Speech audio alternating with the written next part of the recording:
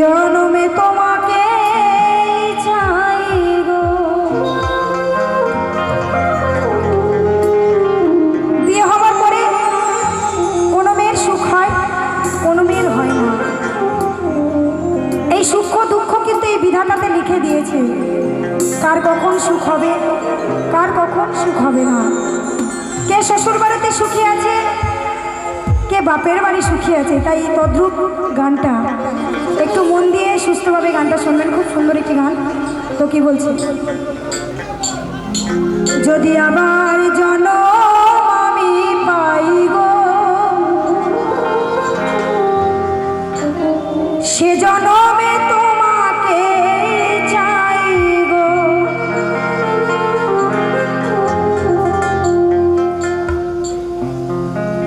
এ জনমে তুমি হলে না আপন, প্রেমের নামে শুধু ভেঙে